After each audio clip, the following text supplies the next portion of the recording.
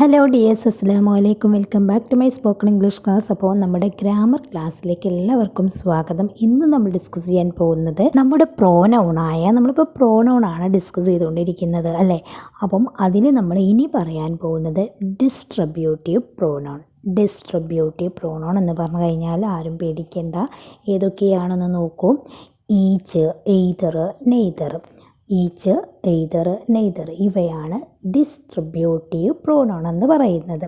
ഇവ നമ്മൾ സിംഗുലറായിട്ടാണ് യൂസ് ചെയ്യുന്നത്. അതായത് ഇപ്പം ഈച്ച് എന്ന് പറഞ്ഞു കഴിഞ്ഞാൽ ഓരോന്ന് അല്ലേ, ഓരോ എന്ന് പറയാൻ വേണ്ടിയിട്ടാണ്. എയ്തർ എന്ന് പറഞ്ഞു കഴിഞ്ഞാൽ ഒന്നുമില്ല എന്ന് പറയാൻ വേണ്ടിയിട്ടാണ്. നെയ്തർ എന്ന് പറഞ്ഞു കഴിഞ്ഞാൽ ഒന്നുമില്ല, അങ്ങനെ ഒരു നെഗറ്റീവ് മീനിങ്ങിലാണ് വരുന്നത്. അപ്പോൾ ഇതാണ് ഡിസ്ട്രിബ്യൂട്ടീവ് പ്രോനൗൺ എന്ന് പറയുന്നത്. ഇനി നെക്സ്റ്റ് പ്രോനൗൺ എന്ന് പറയുന്നത് ഇൻഡെഫിനിറ്റ് പ്രോനൗൺ. ഈ പ്രോനൗണുകളുടെ പേര് കേൾക്കുമ്പോൾ നിങ്ങൾ ആരും പേടിക്കേണ്ട, നമ്മളൊക്കെ യൂസ് ചെയ്യാറുള്ള സംഭവം തന്നെയാണിത്. ഇൻഡെഫിനിറ്റ് പ്രോനൗൺ എന്ന് പറഞ്ഞു കഴിഞ്ഞാൽ ആളുകൾ പൊതുവായിട്ട് പറയാൻ വേണ്ടിയിട്ട്, അതായത് ജനറലായിട്ട് പറയാൻ വേണ്ടിയിട്ട് നമ്മൾ യൂസ് ചെയ്യുന്നതാണ്. ഒരു വ്യക്തികളല്ല, ഒരു ആൾക്കൂട്ടത്തെ പറയാൻ വേണ്ടിയിട്ട്. അതായത് ഇപ്പം ഇത് കേൾക്കുമ്പോൾ നിങ്ങൾക്ക് മനസ്സിലാവും someone, something, somebody, anything, anybody, അതുപോലെ എവ്രിബഡി, ഫ്യൂ, മെനി, ഇങ്ങനെ പറഞ്ഞുകൊണ്ട് ഒരുപാട് നമ്മൾ പറയാറുണ്ടല്ലോ, എക്സെട്ര.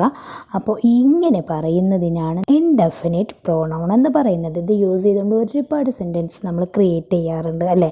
നമ്മളൊക്കെ കേൾക്കുന്ന ഒരു പ്രോനൗണാണ് ഇത് എന്ന് പറയുന്നത്. അതായത് ഒരു കൂട്ടം ആളുകളെ പറയാൻ വേണ്ടിയിട്ട് പ്ലൂരലായിട്ട് കണക്കാക്കുന്ന ഒരു പ്രോനൗണാണ് ഈ ഇൻഡെഫിനിറ്റ് പ്രോനൗൺ എന്ന് പറയുന്നത്. ക്ലിയർ? അപ്പോൾ ഇതൊന്ന് യൂസ് ചെയ്തുകൊണ്ട് ഞാൻ സെൻറ്റൻസ് ക്രിയേറ്റ് ചെയ്യുന്നില്ല, നമ്മളെപ്പോഴും ക്രിയേറ്റ് ചെയ്യുന്ന വേർഡ്സുകൾ തന്നെയാണ്. അപ്പോൾ അതിൻ്റെ പ്രോനൗണിൻ്റെ നെയിം ഒന്ന് പരിചയപ്പെടുത്തി തരാൻ വേണ്ടിയിട്ടാണ് കേട്ടോ. ഇനി പറയുന്നത് റെസിപ്രോക്കൽ പ്രോനൗൺ. എന്താണ് ഈ റെസിപ്രോക്കൽ പ്രോനൗൺ എന്ന് പറഞ്ഞു കഴിഞ്ഞാൽ ഈച്ച് അതർ, അതുപോലെ വൺ അനദർ നമ്മളൊക്കെ പറയാറുണ്ടല്ലേ. ഈച്ച് അതർ എന്ന് പറഞ്ഞു കഴിഞ്ഞാൽ പരസ്പരം എന്നാണ്. വൺ അനദർ എന്ന് പറഞ്ഞു കഴിഞ്ഞാലും സെയിം മീനിങ് തന്നെയാണ്, പരസ്പരം എന്നാണ്. പക്ഷേ നമ്മൾ ഇംഗ്ലീഷിൽ യൂസ് ചെയ്യുമ്പോൾ അത് എന്തായി മാറും? ഇപ്പം രണ്ടാളുകളെ കുറിച്ചിട്ടൊക്കെ നമ്മളൊരു കാര്യം പറയുകയാണെങ്കിൽ അവിടെ നമുക്ക് ഈച്ച് അതർ എന്ന് പറയാം അല്ലേ. ഈച്ച് അതർ നമ്മൾ പറയാറുണ്ടല്ലോ.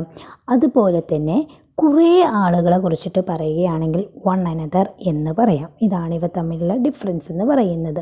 ഇനി നെക്സ്റ്റ് പ്രോനൗൺ എന്ന് പറയുന്നത് ഇൻ്ററോഗേറ്റീവ് പ്രോനൗൺ എന്നാണ്.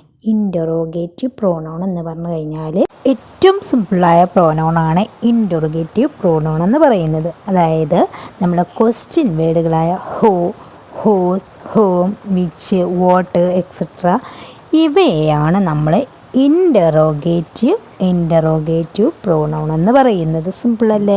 അപ്പോൾ ഇത് യൂസ് ചെയ്തുകൊണ്ടൊക്കെ നമ്മൾ എപ്പോഴും സെൻറ്റൻസ് ക്രിയേറ്റ് ചെയ്യാറുണ്ട്, ക്വസ്റ്റ്യൻ ചോദിക്കാറുണ്ട്. പക്ഷേ അത് ഏതാണ് പ്രോനൗൺ എന്ന് നമുക്കറിയില്ല. അപ്പോൾ എല്ലാവർക്കും ഇത് ക്ലിയർ ആയല്ലോ. അപ്പോൾ നമ്മൾ ഇന്ന് പഠിച്ചത് നമ്മൾ യൂസ് ചെയ്യുന്ന എല്ലാ പ്രോനൗൺസിൻ്റെയും വ്യത്യസ്തമായിട്ടുള്ള നെയിമുകളാണ് പഠിച്ചിട്ടുള്ളത്. അപ്പോൾ നിങ്ങൾക്ക് ഈ വീഡിയോ യൂസ്ഫുൾ ആണെങ്കിൽ ലൈക്ക് ചെയ്യാനും ഷെയർ ചെയ്യാനും മറക്കരുത്. ചാനൽ സബ്സ്ക്രൈബ് ചെയ്യാത്തവരുണ്ടെങ്കിൽ പ്ലീസ് ഒന്ന് ചാനൽ സബ്സ്ക്രൈബ് ചെയ്യുക. അതോടൊപ്പം ബെല്ലൈക്കണും ഓൾ ഓപ്ഷൻ ഒന്ന് ക്ലിക്ക് ചെയ്ത് വെക്കുക. വീഡിയോൻ്റെ അഭിപ്രായങ്ങളും സംശയങ്ങളും ഒക്കെ കമൻറ്റിൽ അറിയിക്കുക. അപ്പോൾ ശരി, നെക്സ്റ്റ് വീഡിയോ ആയിട്ട് കാണുന്നത് വരെ എല്ലാവർക്കും താങ്ക് യു സോ മച്ച്.